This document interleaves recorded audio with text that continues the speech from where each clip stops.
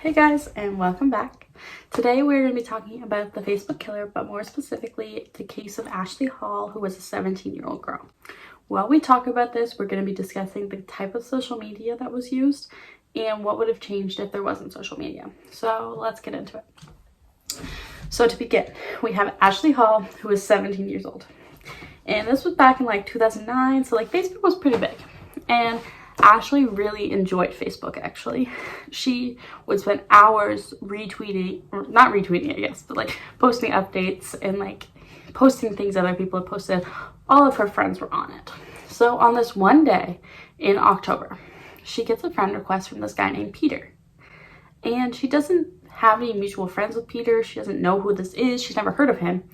But it's a guy, and he's shirtless in his picture. So she's like, well, whatever.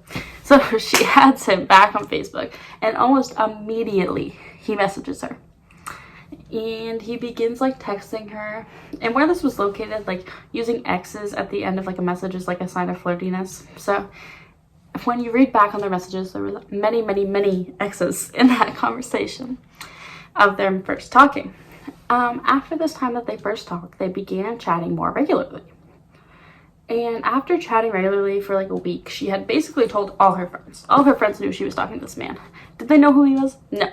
But they were all talking to it. Or all talking about it. And they were pretty happy for her because she had never really gotten attention from guys. So they were pretty happy for her and they weren't saying anything to her. But again, after talking for a couple of weeks, the two had made a plan to hang out. And the day that plan came, Peter bailed. Which was really weird considering they had talked all this much. He seemed like a really nice guy, but she didn't really think too much of it. They ended up making another plan where Ashley was going to spend the night at Peter's house. So this was going to happen on October 25th, 2009. So on that day, October 5th, 2009, Ashley spent all day getting ready until about 7 p.m. when she went and asked her mom if she could spend the night at her friend's house. She never stated if it was a guy or not. And her mom was like, yeah, because she had never done anything to make her mom wonder what she would be doing. So about 8:30 p.m., Peter's dad pulled into the driveway to pick her up and take her to Peter's house. So she said bye to her mom, she got in the truck, and they left. And that was the last time anyone heard from Ashley Hall. So the next day, she never came home at 12 p.m. So Ashley's mom was kind of confused because she was never like this. She always came home. But she didn't think too much of it because, again, she's a good kid. Maybe she was just having fun and she lost track of time. So more hours go by and she still hasn't heard anything. So Ashley's mom calls Ashley's friends and they're like, she asks where Ashley is or if any of them seen her. And they all say she's with Peter. And Ashley's mom was confused. She has no clue who Peter is. And anyway, she starts calling Ashley over and over. She called 30 plus times before someone finally answered. And the person who answered couldn't have been more devastating. It was the police. And they had said, we found your daughter's body. It had been almost 2 full days when they recovered the body. But what they did notice about the body is it had been murdered within an hour of her being picked up that night. Ashley never made it to Peter's house. She was murdered within an hour. Her cause of death was suffocation, but it was unfortunate to see that she had also been raped quite a bit during this time. Her killer actually ended up confessing to this murder before anyone knew, and that's how they found the body. Peter, this guy, was picked up, or his license plate was picked up while he was driving away, and he was already on for sex trafficking, so they brought him to the station. And when he was at the station, he said, I want to admit something. And that is where he admitted that he killed Ashley Hall. His real name was Peter Chapman, 32-year-old Peter Chapman, who was acting like another 17-year-old.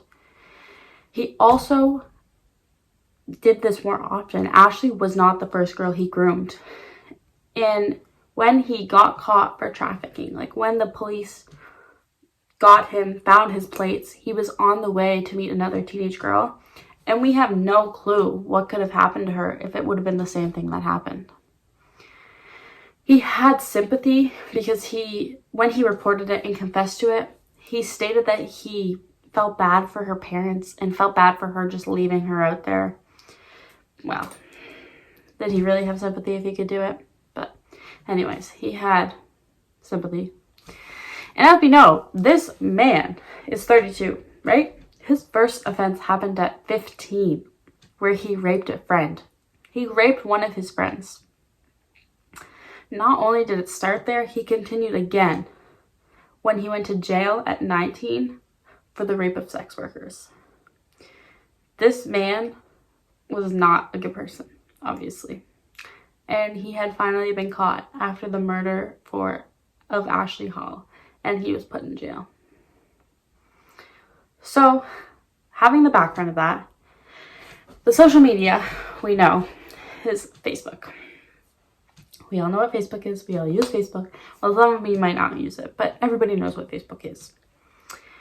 So the only possible, I was sitting here thinking about what would have changed if there wasn't Facebook. But let's be honest. Nothing would have changed. He could have simply used another messaging platform. The real stem of the problem was Google and catfishing. Those types of media. If he didn't have access to Google to find this fake picture, Ashley may not have been attracted to the picture, because that is one of the reasons she added him back, was because she saw a man shirtless. So if he wouldn't have had access to that, there might have been a greater chance that she might not have added him back and kind of been more suspicious about what was happening.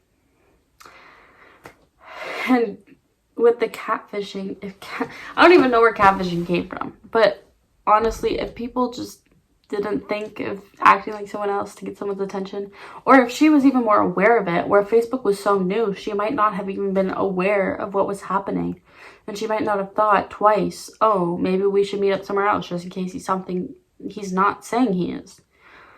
But overall, I don't think much could have changed in this besides the fact if there was no Google, but Google came out before Facebook, so.